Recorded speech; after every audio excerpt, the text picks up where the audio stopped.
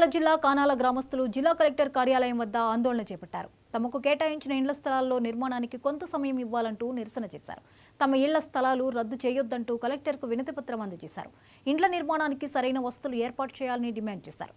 గత ప్రభుత్వం పేదలకు ఇచ్చిన ఇళ్ల స్థలాలు రద్దు చేస్తే ఆత్మహత్య శరణ్యమని ఆవేదన వ్యక్తం చేశారు. ఆ స్థలాల్లో ఇల్లు కట్టుకోవడానికి వెళ్తే అధికారులు అడ్డుపడుతున్నారని గ్రామస్తులు ఆరోపించారు. అధికారులు తమకు ఎలాంటి నోటీసులు ఇవ్వకుండా తమను ఇల్లు కట్టుకోకుండా చేయడం దారుణమని ఆగ్రహించారు. నా పేరు పాలగిరి వెంకట సుబ్బమ్మ. నమస్కారం. మాకు 11 ఏళ్ల నుంచి ఇచ్చిన ఇంతవరకు వేసుకొని ఏది మాకు నోటీస్ రాలేదు. ఇప్పుడు సడన్గా వచ్చి మేము వేసుకున్నట్టు ఆఫ్ చేస్తున్నారు. ఇన్ని రోజులు ఎందుకు వేసుకోవాలని కారణం అంటే దానికి రోడ్డు లేదు, బోరింగులు లేవు, ఏ పక్క వేసుకోవాలి, చెమ్ము నీళ్లు కొట్టుకొని కూడా లేవు. ఒకటి మాకు లోన్లు కూడా ఇస్తలేదు. ఇంతవరకు లోన్లను ఇస్తే వాళ్ళు ఇంత ఇస్తే మేము ఇంత వేసుకోవాలి అనుకుంటున్నాం. నాకు భర్త లేడు, మేము ఉండి లేకుండా కూలి తెచ్చుకుంటే పిల్లలను పోషించుకోవాలి, చదివించుకోవాలి, ఎలా వేసుకోవాలి. ఇప్పుడు వచ్చి ఏ పని చేసుకుంటేనే ఆపుతున్నారు. ఎట్లా సార్ ఇది న్యాయం చేయాలా? మాకు ఏమన్నా చేయకుంటే ఏదన్నా తాగి వస్తాం. మాకు ఏ సలహాలు వద్దు.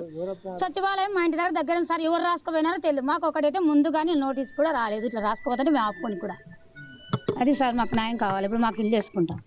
సంవత్సరం టైం కావాలి, సంవత్సరంన్నర కావాలి. మీరు దయచేసి మాకు డబ్బులు ఇంత సాయం చేస్తే వేస్తాం. ఇంతవరకు లోన్లు ఇడసలేదు. కానాల, నంద్యాల జిల్లా కానాల గ్రామము మాది. ప్లాట్ వచ్చింది. నాకు కొన్ని ఇబ్బందుల వల్ల నేను కట్టకలేకపోయినాను. నాకు బ్రెయిన్ స్ట్రోక్ కొట్టి 2 ఏళ్ళు తీరకలేకపోయినాను. ఈ పొద్దు నాకు పింఛన్ డబ్బులతోనే నేను బతకగలుగుతాను, నేను నా భార్య పిల్లలు.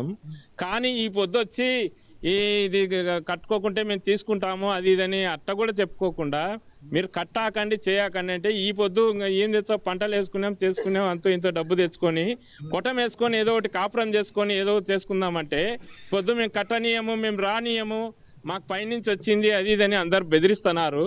కానీ ఆ ప్రభుత్వంలో, తెలుగుదేశం ప్రభుత్వంలో ఇటువంటి మాటలు ఎప్పటికి కూడా రానియకూడదని మేము కోరుచున్నాము.